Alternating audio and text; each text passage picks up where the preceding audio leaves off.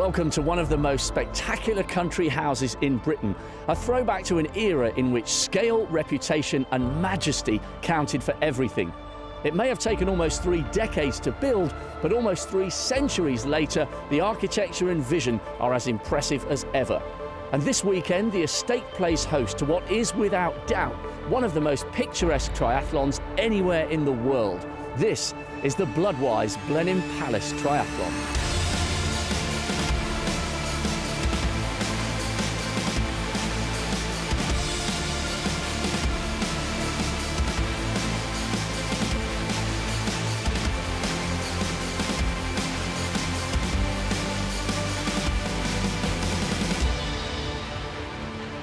Completed early in the 18th century, the building of the palace was an act of gratitude on the grandest scale. A nation's thank you to John Churchill, the first Duke of Marlborough, to commemorate his victory over the French in the Battle of Blenheim from 1704. More than 150 years later came another significant mark in British history here at the Churchill family home, when the future Sir Winston was born in 1874. Now a UNESCO World Heritage Site, once a year 7,000 competitors descend on the grounds for the second biggest triathlon in Britain.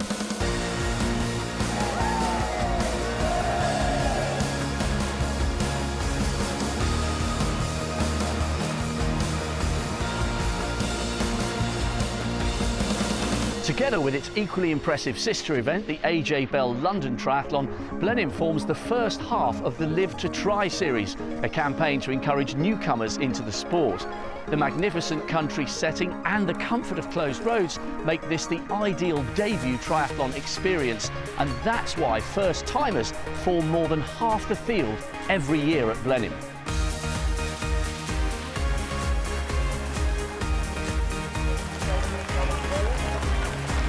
Many of those competing here for the first time will be hoping to raise money for national and local causes, as well as test their fitness. Over the years, this event has raised millions for charity, which is a great source of extra motivation for those just beginning their swim-bike-run relationship.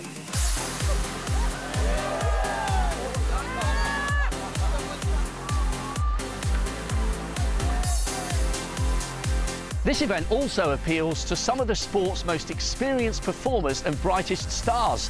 Last year, Alistair Brownlee used the race as a springboard to Olympic glory, just as he had done in 2012. 2 Blenheim victories preceding those 2 successive gold medals in London and Rio. Well, this weekend, 2 classy pro fields have assembled because Blenheim is playing host to the 2017 British Elite Triathlon Championships. Here's your commentator, Patrick Winterton.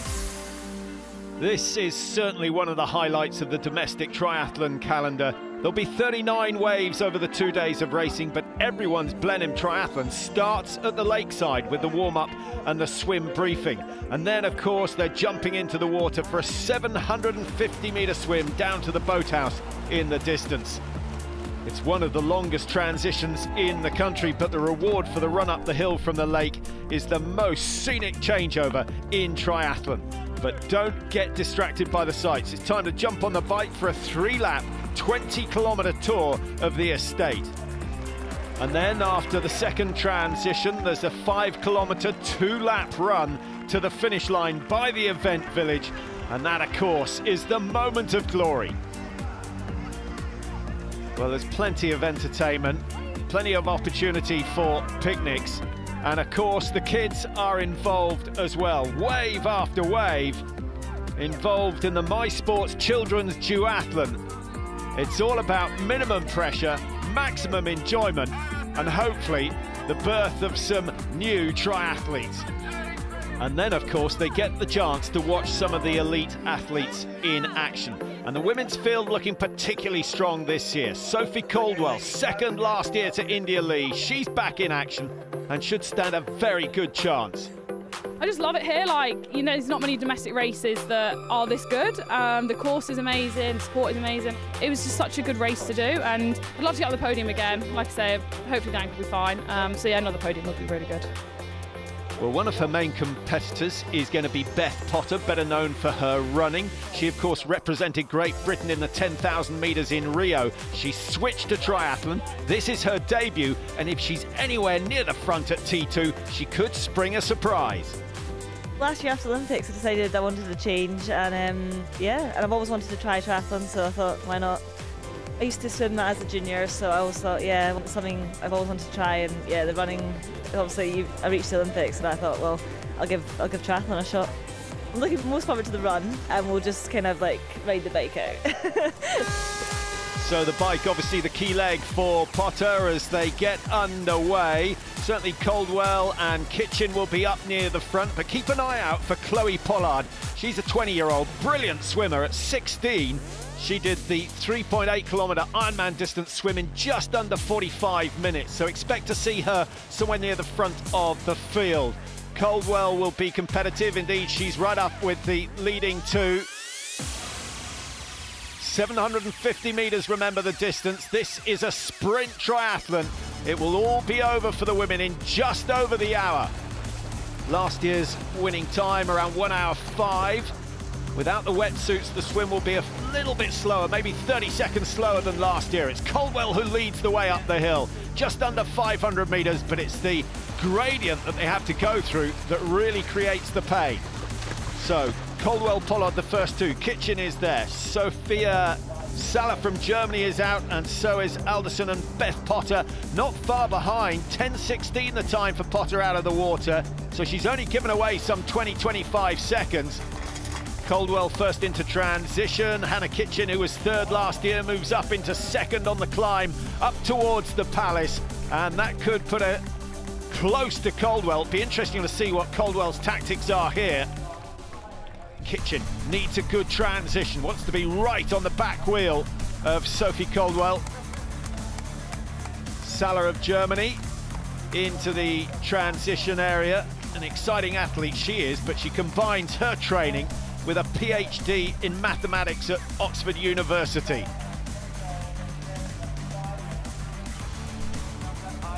Well, there's Beth Potter, and already you can see that she can run a bit. Now, what can she do on the bike? How much time is she going to give away to those experienced triathletes? 20 kilometres the distance. If she can limit the damage to, what, a minute and a half, she'll certainly have a chance of chasing them down. A PB over 5 kilometres of 15 minutes 28 seconds. That is lightning quick. Sophie Caldwell already over Vanbrugh Bridge, which must be, what, 300 metres down the road. Potter's got a little bit to make up on this stage. Well, there is Sophie Caldwell settling down. She's not pushing the pace. I think she's made her first tactical decision. She has. She wants company, and she's going to get the company of Sophia Salah of Germany. Two good riders, and now they can work together to try and hold off the rest of the field. Hannah Kitchen will be disappointed that she's not up there with the leading two. Could be crucial in terms of the outcome today. Switching lead. And that, of course, is going to help both of them.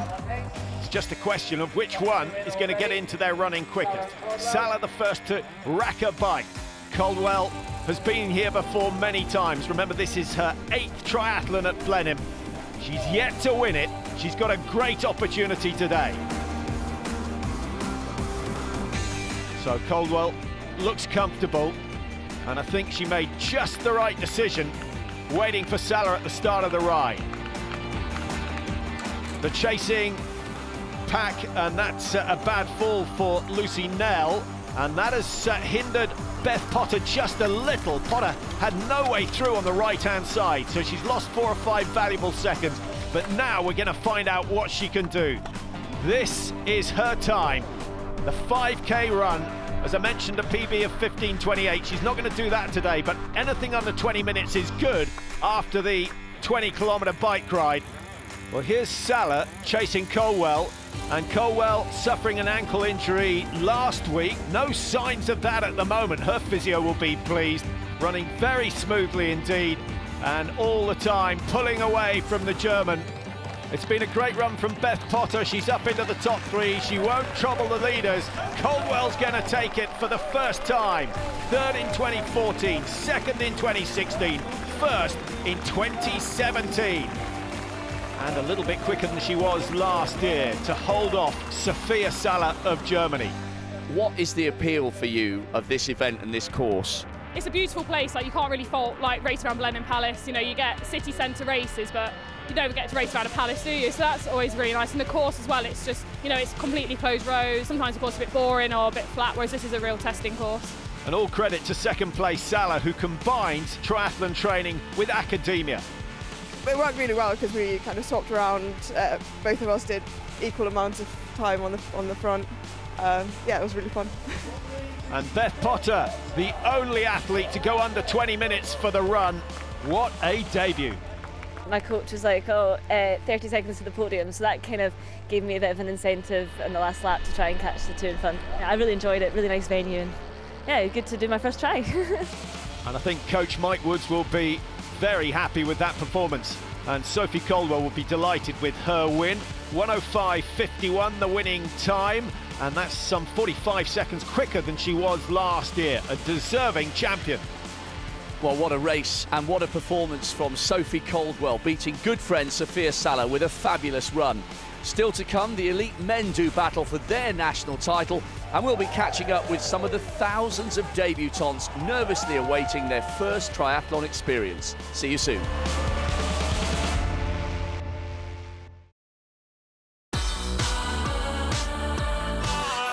Welcome back to the 2017 Bloodwise Blenheim Palace Triathlon, and one of the most spectacular courses anywhere in the world. Each year here in Oxfordshire, we admire the talent and the pace of the elites, but there's plenty to inspire from those who might take just a little while longer to reach this legendary finish line. In 2006, at the age of 18, Emma McKinley was diagnosed with acute lymphoblastic leukemia. She's currently in remission, but one of the long-term side effects of the treatment is a vascular neurosis, which cuts off the blood supply to the joints, so they weaken. Now 29, those joints are certainly going to be tested today. Due to the treatment, I had problems with my joints, so I've had my hips replaced.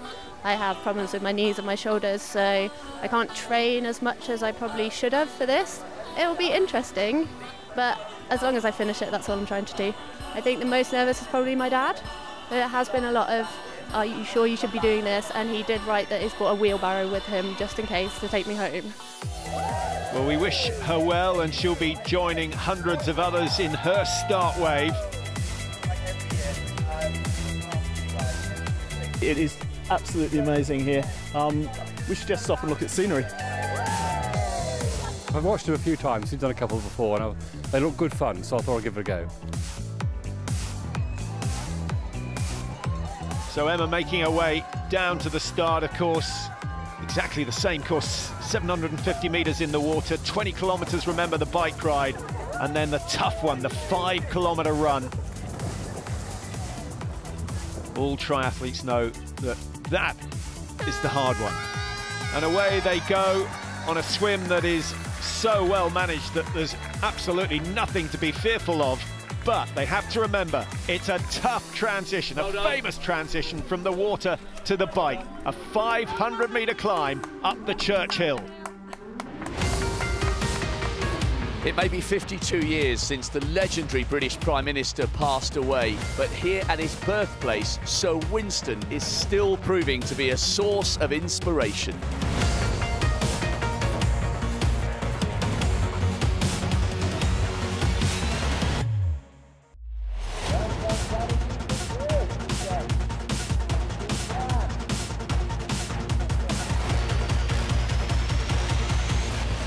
How tough was that swim? Tougher than I thought it would be. We came last year and did it. I think I put in a better time this year, so far I'm happy. That is a sensational hat. What's the story? Thank you. If I was going to throw myself into a pond, it would look fabulous while I was doing it. Well, you really do look fabulous. That is wicked. It's the best hat we've seen.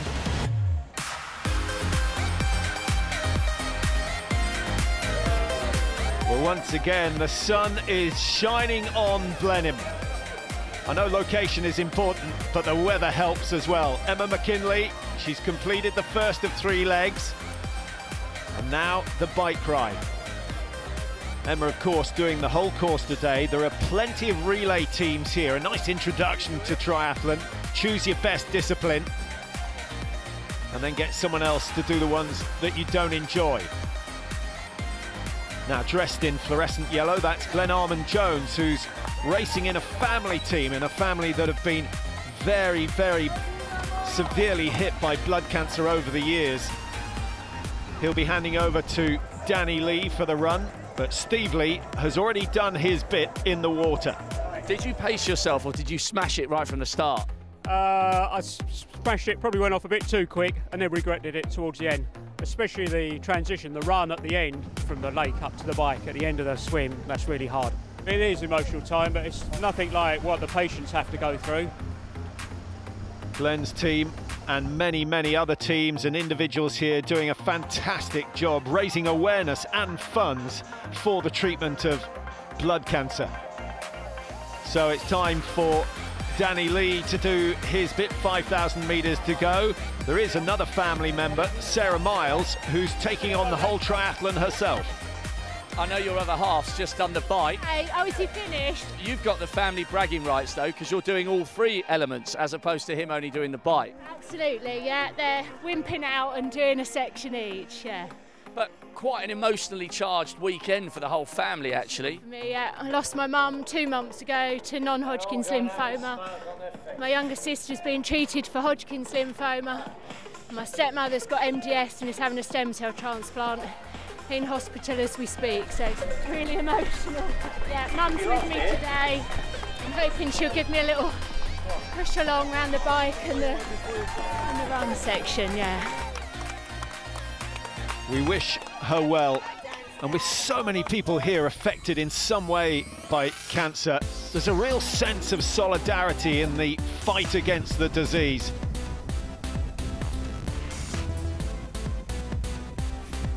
Try not to go too far on the bike. Try and save a bit of my legs for the run. So, see how we go.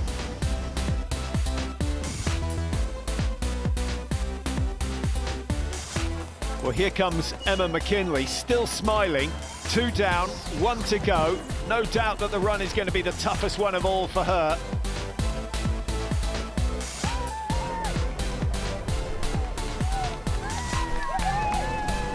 Okay, how are you feeling about this last leg?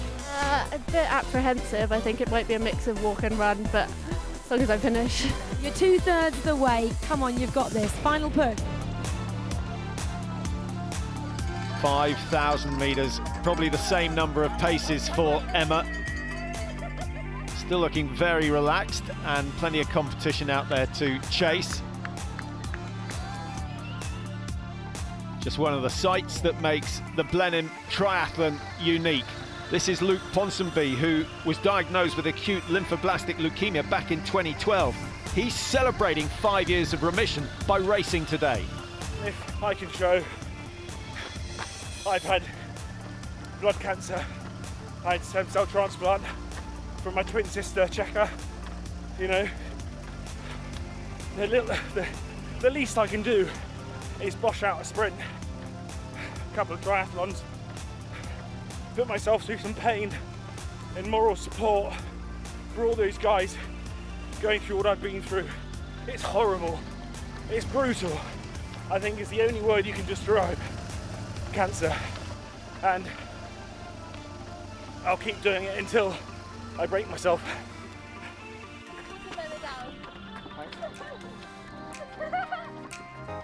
Oh, that's not pretty to look at. One of many inspiring stories here today. Why did you choose to do this triathlon today? It's Blenheim, I love Blenheim, it's so beautiful to run here and it's so scenic, it's amazing and the atmosphere is great. When you look around and you see the view like that next to you, what goes through your head? I want to jump in the lake again.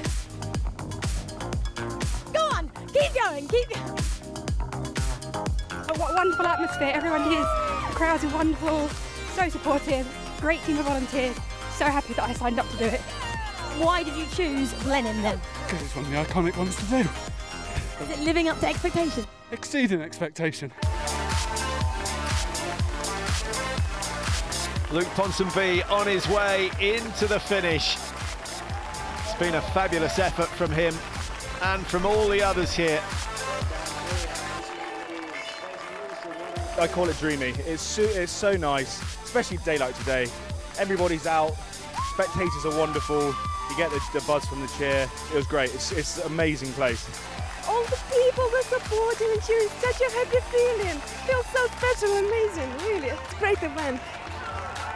Danny Lee coming into the home straight. He's joined by Steve and Glenn Armand-Jones there as well. They'll cross the line together. That's a great team effort from them. And Sarah Miles, she's gone the whole way. And the finish can't come a second too soon. Really emotional. I really struggled, to be honest, trying to get my emotions together before I started. Just in that last straight, I could feel it bubbling back again, but I'll probably have a good cry in a minute, to be honest. And I don't think she'll be the only one. Emma McKinley, inspirational from her. When you were coming down that home straight, what was going through your mind?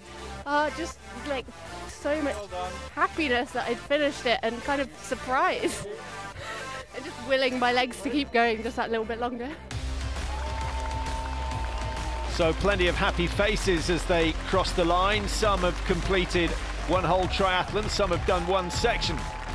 But for a few people here, that is not enough. The Weekend Warriors, when they cross the line, they pick up the medal and go straight back to the start to do it all again. Their aim to do as many sprint triathlons in a weekend as they can. And it all started at the first wave of the first day. These 75 Weekend Warriors are about to embark on an intense and unique two-day physical challenge. It's all smiles at the start. They may not be feeling quite so good come Sunday evening. The key is to get the pacing right. Some taking an hour 20, others taking 2 hours to complete each one of the triathlons. They collect a medal every time they go through the line, and there's a little bit of teamwork as well, because all the Weekend Warriors notching up their total number of triathlons. 265 currently, but the pace is slowing. Andy Badkin, 126 and 128, his first two. No, I did it 4 years ago. Just fancied another crack. That's good fun. Great course. You know, it's just an enjoyable weekend, really. And that surely comes on the back of a lot of training. Some know exactly what they want to achieve. Others, well, they'll just wait and see. How many do you reckon you're going to do? No idea. No idea. Just going to keep going. How do you think your body's going to cope? I don't know, it's getting old. But still moving very well. And each warrior, of course, with assistance. And they play a vital role with the start and finish so far apart. It's nice to be able to come into transition and help them with all their stuff, you know, and cheer them on. It's brilliant. All the warriors, of course, with the dubious pleasure of putting on a wet wetsuit, but getting them off once you've run up the hill, that's tricky. You've got your wife here, so it's your job to do the wetsuit transfer. No, I'm just going to go shopping now.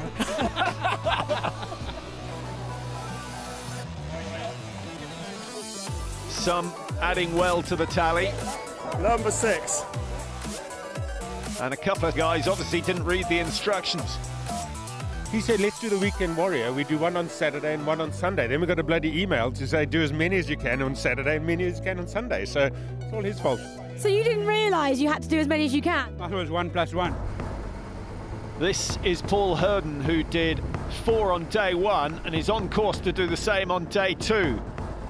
Now this is Sean Wood, and he went 1 better on day 1, so notched up 5, and that puts him in a position to beat the record of 9 if he can do another 5 on day 2. That's a big ask. Do you have a game plan? Go hard to see how long I last, really. might regret that later. Well, he's still going well, but having a look at his timings, he's getting around 10 minutes slower on each one. But he should be safe in terms of staying ahead of Paul Herden, having notched up that extra one on day one. Eden Backhouse, Gary Flack.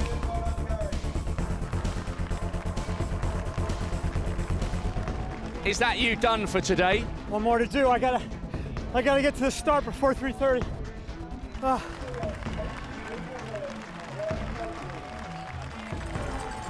As if multiple triathlons wasn't enough. Left, right, 1, 6, 6. This unique course is clearly bringing out the best in the first-timers as well as those who are back for more. Join us after the break for the start of the elite men's race as the rest of the 7,000-strong field continue making their way towards this most famous of finish lines. See you soon.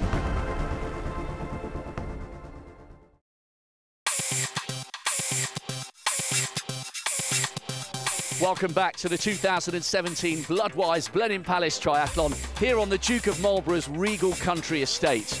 Last year, double world and Olympic champion Alistair Brownlee swept to his second Blenheim victory in fine style.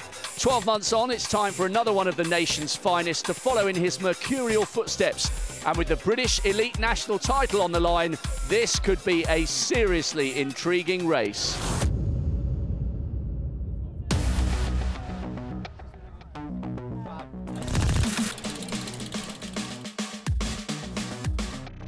Chris Perham, winner here 2 years ago, was one to watch.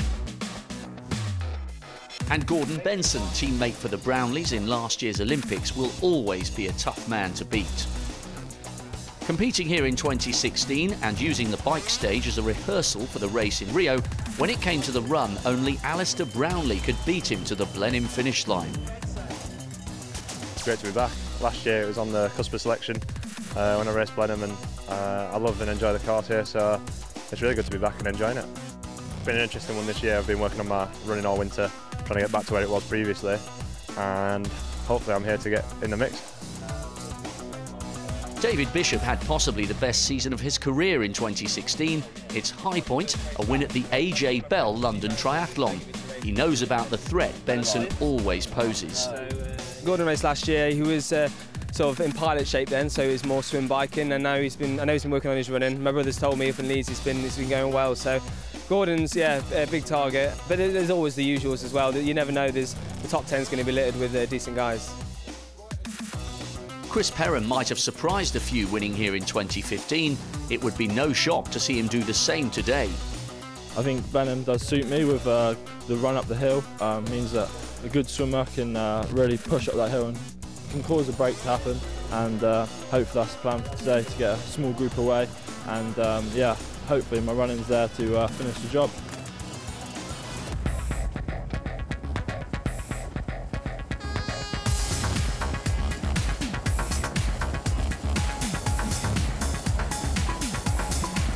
With almost 100 athletes in a deep water start, the battle was on.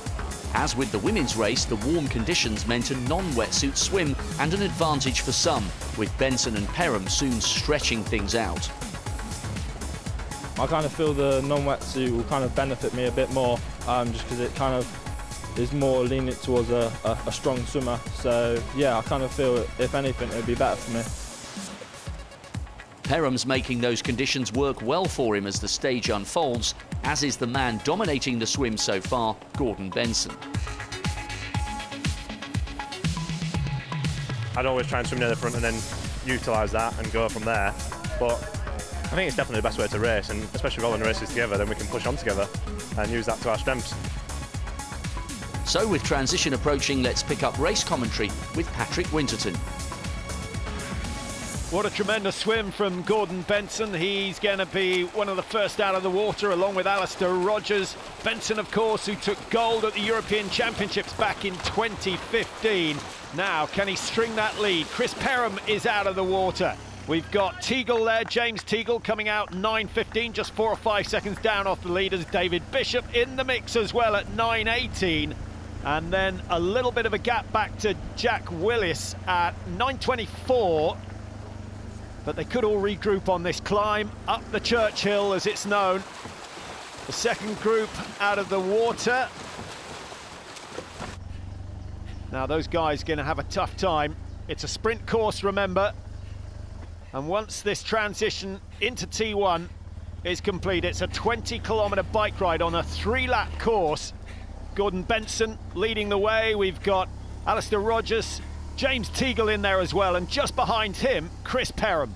One of the only races where there's such a long transition, and especially where it's all uphill, it's kind of like the kind of like extra discipline of the race, where that kind of really does count, and you can either make that work for you and get away, or that's where you could lose the race. James Teagle comes up alongside Gordon Benson, the man, of course, who was chosen to pilot the Brownlees out in Rio.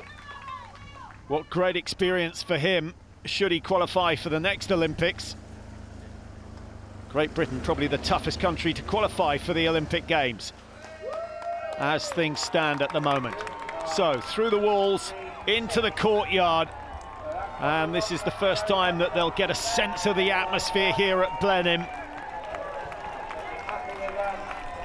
The running continues. Now this is all about being efficient. You cannot afford a mistake at this level. Benson next to one of the juniors, Crudgington, who's had a good swim, and if he can get into the lead group on the bike, could set himself up well for a win in the juniors. Rogers with a little look over his shoulder. He's going to be first out of the transition area. James Teagle tucked in behind him. Those two assured a place in the leading group, and they've got a few metres advantage.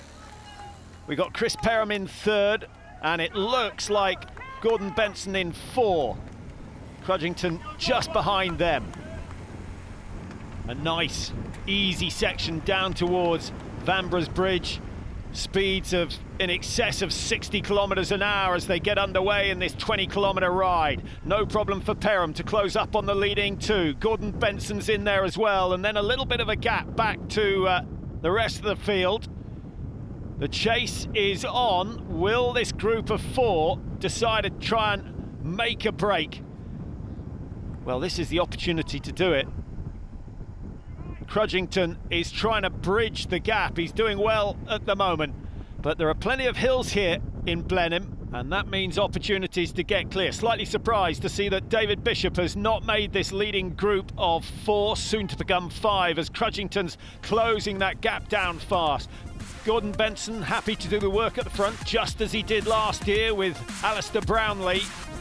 Last year it was great because me and Alistair managed to get away on the bike, and it was good fun. You're just off the front with your mate, and it's like training, but also you are racing flat out. But yeah, I buy into that philosophy. Use your head, and sometimes that's what you need to do to get the best result.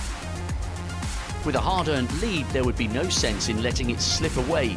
Tensions were high at times. What are you doing? Get out of the way! With David Bishop dropping into the second pack, along with a lot of fast-running juniors, the leaders would want to keep them all at bay. Near the end of the first bike lap then, let's rejoin commentary.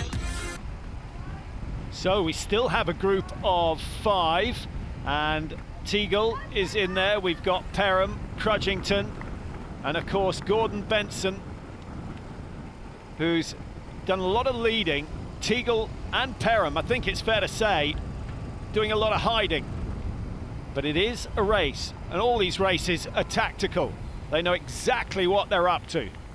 So the first lap completed on the bike, off the saddle as they accelerate down the hill towards Vanbrugh Bridge for the second time. It's Rogers who injects the pace. Going with him is Crudgington, the junior, not intimidated by the presence of the seniors here.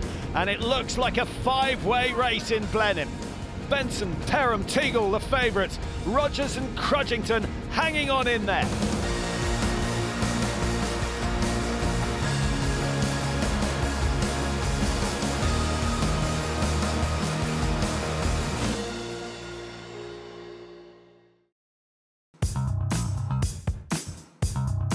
Welcome back to one of the country's biggest annual gatherings of triathletes. 7,000 competitors are here in Oxfordshire for the 13th edition of the Bloodwise Blenheim Palace Triathlon, an event whose continued success owes so much to this magnificent setting. Sophie Caldwell's already taken the elite women's title, and the elite men's race is gearing up for a grandstand finish. So let's rejoin your commentator, Patrick Winterton. Well, the group of 5 has turned into a group of 6. George Goodwin has joined that leading group. Incredible effort from him to make it from the chasers up to the front. And we'll see whether that pays off or whether he's used all his energy on bridging the gap. Approaching T2 and a technical entry into the transition area. Teagle and Perham at the back. Goodwin with the black and white vest. Gordon Benson is there. Alistair Rogers and Will Crudgington, a very talented junior, sitting in 3rd place at the moment.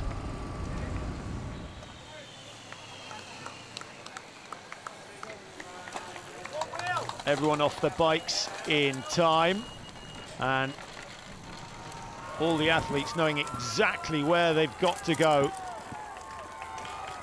This transition needs to be quick.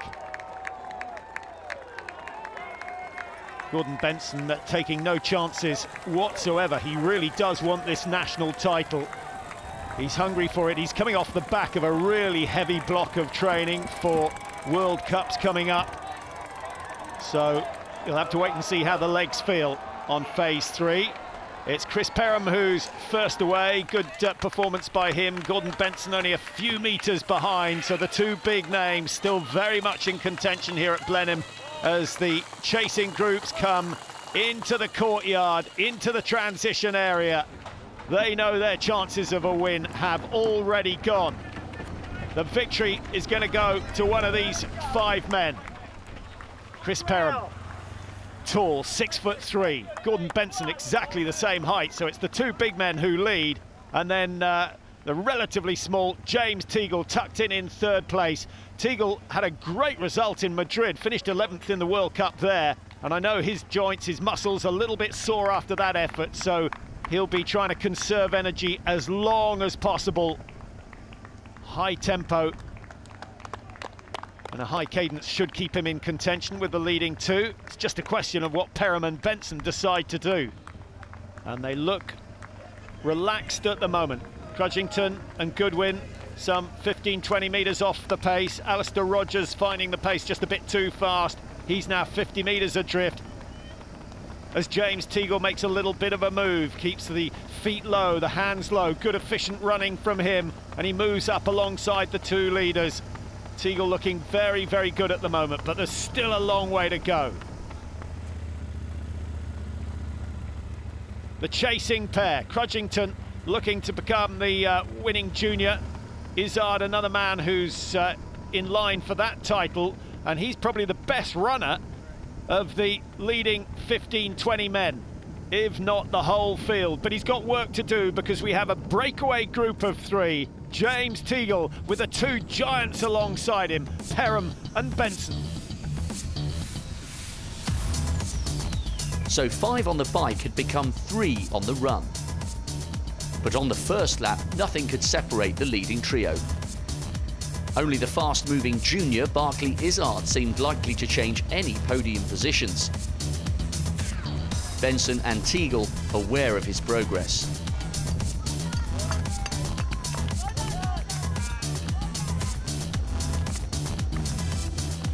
Perham in 3rd was playing a waiting game in the early stages.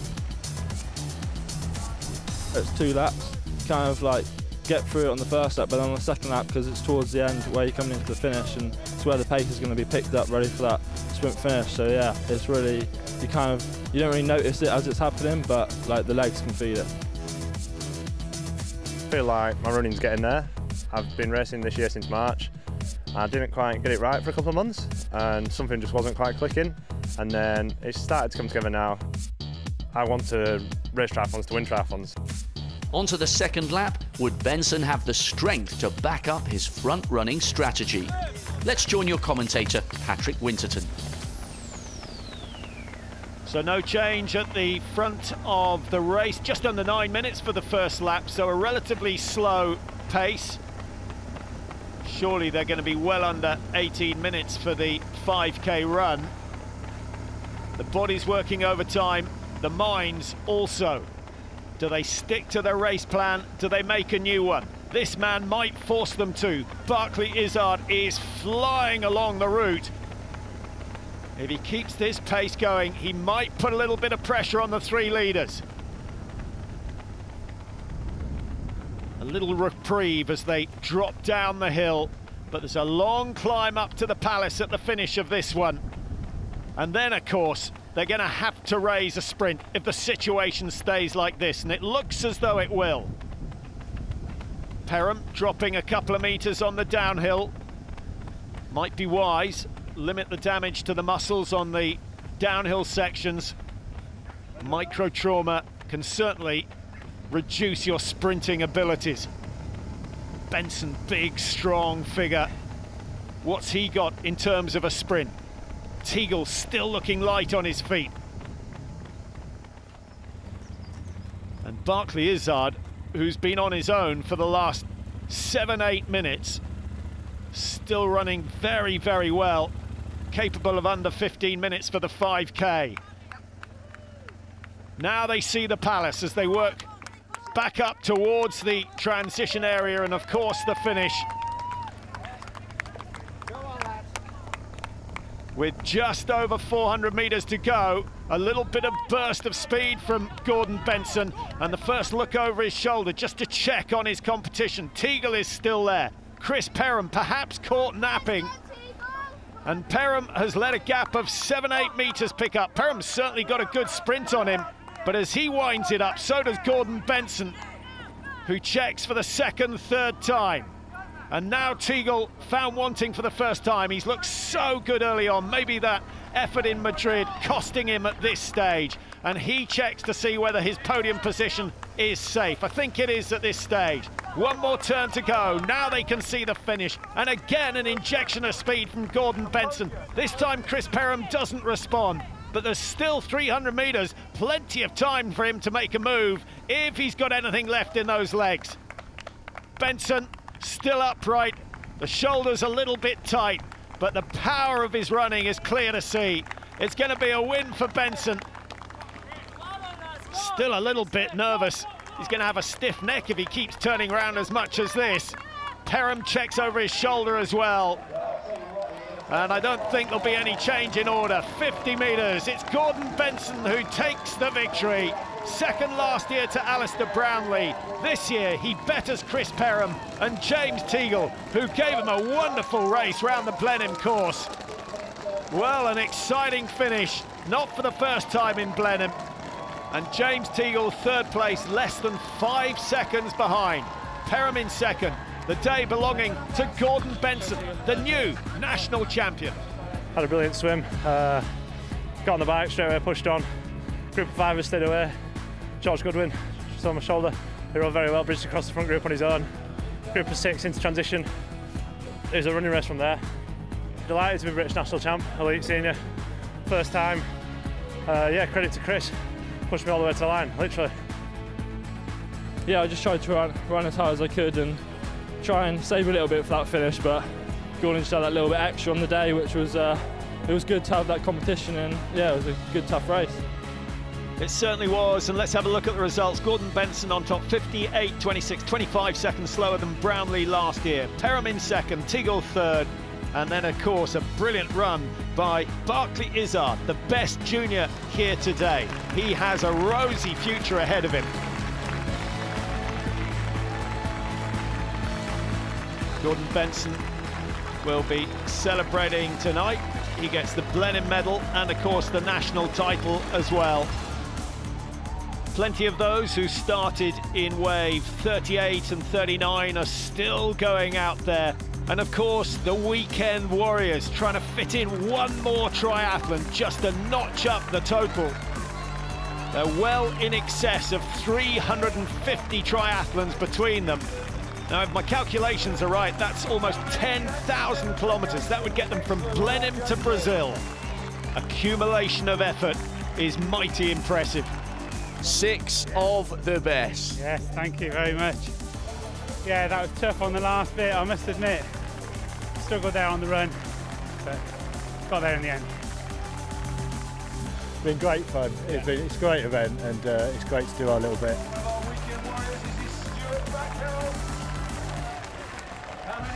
Oh, that's hard work, that is. I'm relieved it's over. Oh my golly. And how about this? Sean Wood, 5 on Saturday, a little bit slower on the Sunday, but he still notched up 4, a total of 9. The Weekend Warrior, champion. Why was 9 in your mindset? Well, 9's a record, and I knew 10 was going to be probably beyond me, so I thought at least I can get 9, I'll just equal the record. So, Weekend Warrior or not, there's always something there for one final sprint. It's my first one, it's great. It's pretty tough.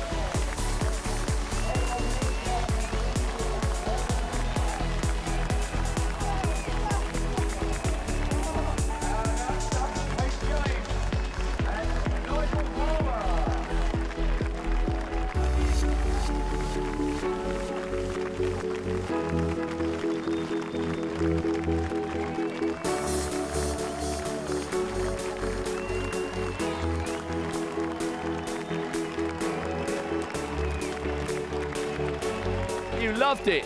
I did. It's amazing. This is the best thing. Absolutely stunning scenery. It keeps you going, gives you that extra bit of push as you get towards the last mile. Will you be back next year? Oh, quite possibly. Was the experience as good as you hoped it would be? Better. It was fantastic. We've loved it, haven't we? Haven't we, Lou? Yeah. Was it the crowds, the course, a bit of everything? It was everything. We did it together.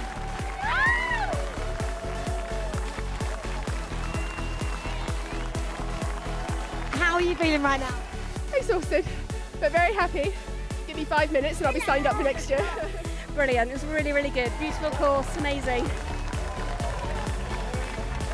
We'll all be on a high, I think, tonight. Definitely, yeah. Wave after wave of triathlete across the line, 7,000 involved in all this weekend. And perhaps most impressively, 50% of them are first-timers. It's got to be the perfect place to kickstart your triathlon career. Once again, Blenheim has lived up to expectations. The triathlon season for 2017 is well and truly underway.